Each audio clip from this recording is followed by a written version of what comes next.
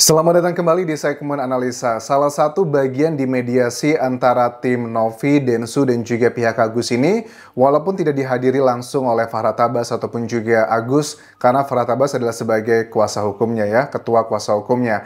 Tapi ada bagian yang Farhad ini menelpon gitu, walaupun sebagian netizen berpikir bahwa jangan-jangan Farhad ini nggak hadir ke mediasi tersebut karena mungkin takut gitu ya ketemu sama Denny Sumargo. Bahkan ada beberapa isu yang dilempar di media atau sosial media, katanya waktu itu Farhad pernah diundang di sebuah acara TV, tapi gara-gara ada lawan bicaranya adalah salah satu orang dari timnya Novi, dia katanya tidak jadi hadir. Nah, apakah Farhad ini ketakutan gitu ya dengan Densu makanya tidak hadir? Ya, kita nggak tahu juga. Coba kita simak dulu poin-poin yang disampaikan Farhad lewat telepon gitu. Poin yang pertama dia katakan bahwa gini, ngapain datang ke sana kalau cuma mau berdebat gitu. Terus Farhad juga bilang, si Novi aja itu di sosial medianya masih mengejek sosok perempuan yang mengkritik dia dulu, mengata-ngatai bahwa dia katanya LC, apa itu LC nggak tahu. Terus juga bilang katanya pendidikan dia aja nggak bener, nggak lurus, kok bisa menjadi mediasi gitu.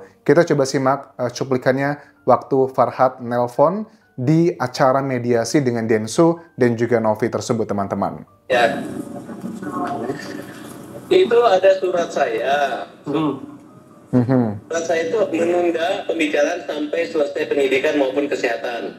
Tapi apabila memang ada itikat baik, mereka ini punya kewenangan mewakili kami sama nilainya kami. Oke, jadi Farhad bilang surat yang disampaikan tadi yang sudah aku bahas di video sebelumnya itu menunda dulu mediasi ini sampai ada putusan dari pihak kepolisian. Apakah ada unsur pidana atau enggak, apakah Novi bisa ditersangkakan atau enggak. Artinya Farhad ini mau untung semuanya gitu loh. Dia nggak mau datang mediasi sekarang, karena nanti kalau seandainya nih dia menang, bisa mentersangkakan Novi. Kayaknya tujuannya Farhad ini bukan sekedar kayak mencari keadilan atau pengen nyembuhin Agus ya. Apakah dia punya ada misi-misi khusus gitu, pengen menyerang pribadi Novi? Dugaannya adalah mengarah ke sana. Apakah maksudnya seperti itu, Farhad ya? Nah, tapi kalau hanya berdebat tidak penting ya nggak usah, pulang aja, tunggu Agus datang. Ngapain? Padahal kan dengan datang ke rumah Agus itu selesai persoalannya kan gitu.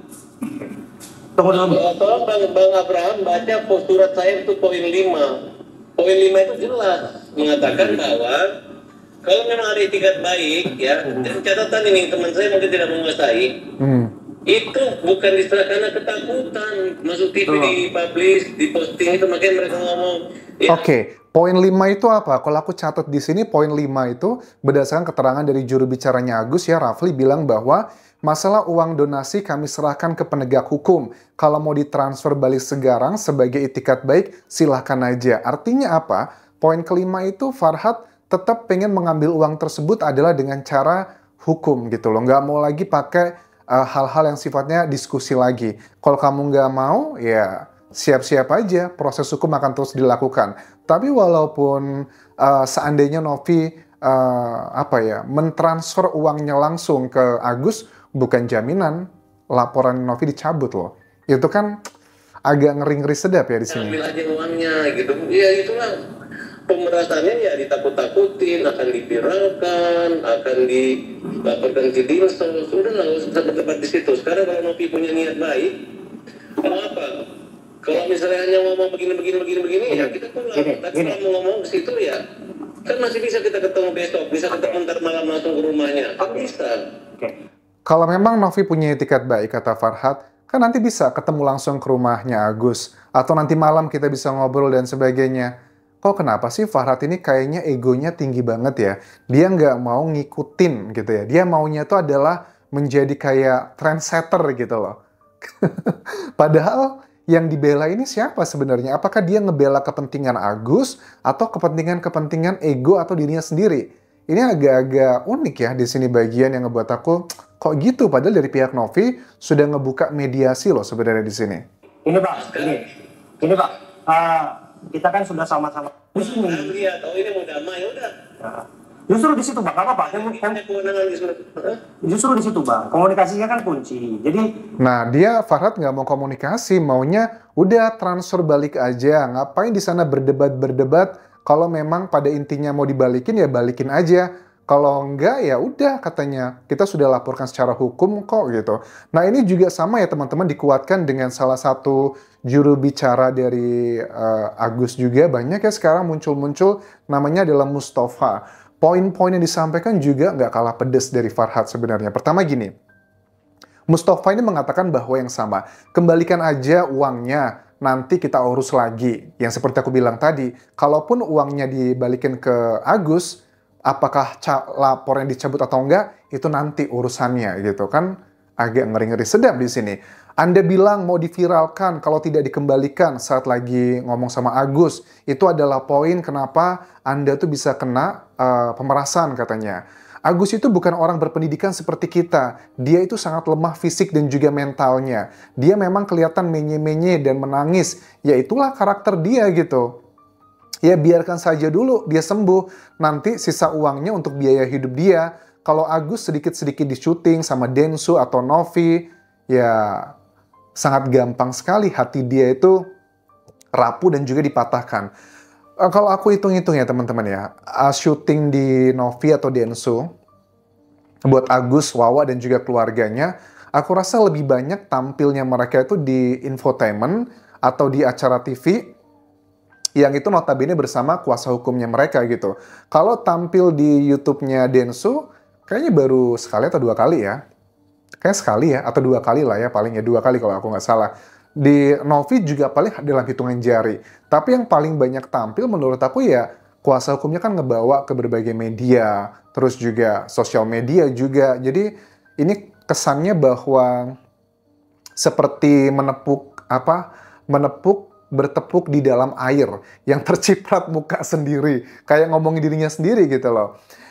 Dia bilang bahwa Agus waktu ada video CCTV dia disiram itu kan, memang dia kan sudah langsung menangisnya seperti itu bukan dibuat-buat, katanya memang karakternya seperti itu. Terus dia juga bilang pendidikannya yang tidak seperti kita.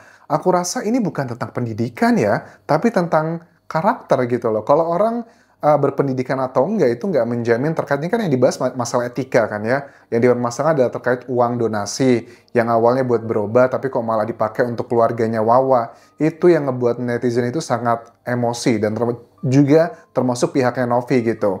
Terus Novi bilang begini, saya itu tidak pernah mengancam dan saya tidak pernah membahayakan nyawa seseorang. Kalau dia bilang pada saat dia pernah sampaikan pesan ke keluarganya Agus bahwa kalau nanti uangnya nggak ditransfer ke rekening yayasan, nanti akan saya bilangin ke Dinsos.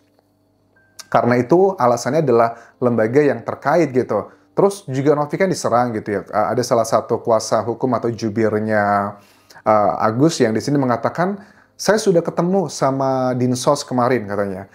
Menurut Dinsos itu apa ya dibilangnya? Itu kan sudah miliknya Agus ya, sudah ditransfer ke rekeningnya. Jadi sudah milik dia, terserah dia mau dipakai buat apa aja. Oke, itu yang pertama. Poin yang kedua dikatakan bahwa penggalangan dana menurut Dinsos itu harus aja ada izin. Ini adalah dari Permensosnya. Ya udah kalau gitu memang, kalau seandainya memang mau ikut-ikutan aturan Permensos, nggak ada izinnya, berarti uang 1,5 miliar total dari donasi yang ada di rekeningnya Agus saat itu, ya udah dibalikin aja Novi ke Dinsos gitu. Jadi Agus juga nggak dapet di sini. Dan memang sebenarnya Novi tidak ada yang namanya niat untuk mengambil uang tersebut. Tapi entah kenapa kok narasi yang dibangun seolah-olah Novi ini pengen kayak ngambil uang di sini gitu. Yang bagi aku sangat konyol sekali sih teman-teman. Ya, aku nggak ngerti dari pihaknya Agus ini nanti kelanjutannya seperti apa. Tapi kalau dari pihak Novi, ini aku sudah rangkumkan ada 3 penawaran dari tim kuasa hukumnya Novi. Ya, ini dilandasi karena ada kekecewaan dari para donatur terkait dengan penggunaan donasi 1,5 miliar rupiah tersebut. Pertama adalah dana donasi tetap akan di yayasan. Sisanya untuk kebutuhan hidup Agus Salim. Oke. Poin yang kedua, dana donasi akan menunjuk pihak ketiga dengan membuat rekening baru.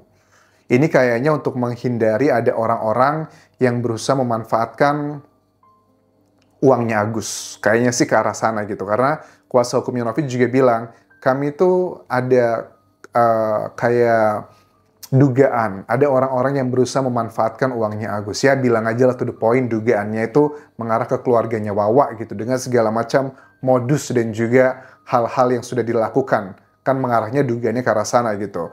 Terus yang ketiga adalah poinnya, pihak ketiga tidak boleh memotong dana donasi. Jadi siapapun yang nanti yang ada di sekitarnya Agus itu nggak boleh memotong donasi. Dan nggak usah khawatir kok, semua uang itu memang akan buat Agus. Baik yang setelah selesai pengobatan, ataupun sisanya itu akan buat Agus, tapi akan di-maintain dengan transparan dan jelas kegunaannya buat apa. Karena tujuannya Novi jangan sampai uang tersebut dimanfaatkan sama orang-orang yang hanya ingin mencari keuntungan pribadi. Jujur dengan kejadian Wawa tersebut, walaupun dia ngakunya demi Allah saya nggak tahu dan sebagainya, faktanya utang yang dibayar atas nama siapa? Atas nama Wawa. Untuk bayar sekolah 8 juta tersebut untuk siapa? Anaknya Wawa. Terus dan macam-macam itu kan fakta berkata tidak sesuai dengan pengakuannya Wawa. Walaupun dari Farah Tabas bilang bahwa harusnya yang dibantu dari kasus ini tuh bukan cuman siapa Agusnya, tapi juga Wawa gitu atau orang-orang yang ngebantunya.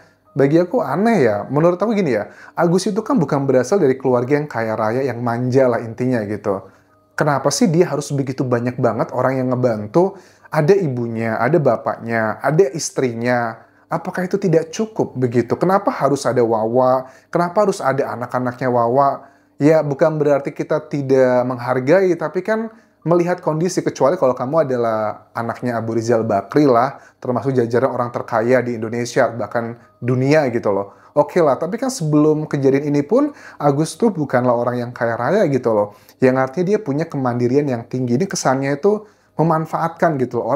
Orang lagi mendapatkan musibah, tapi dia malah memanfaatkan untuk hal-hal yang seharusnya tidak dilakukan gitu. Kecuali kalau dia memang dari awalnya berasal dari keluarga yang berada dan penuh dengan fasilitas. Dan menurut aku ini yang sangat miris teman-teman. Bahkan dibandingkan dengan orang-orang yang tidak bisa melihat lainnya, kayak Mas Faisal atau yang lain-lain, itu juga banyak yang ngerasa kok gitu banget sih Agus gitu. Oke, sementara itu dulu poin yang bisa aku sampaikan terkait dengan salah satu bagian dalam mediasi hari ini yang belum ada titik temunya teman-teman. Terima kasih sudah menonton, sampai ketemu lagi di video berikutnya. Tinggalkan like dan juga komen, subscribe channel YouTube ini, follow Instagram, Facebook pageku dan juga akun TikTok di Anjasa Sumara. Sampai jumpa.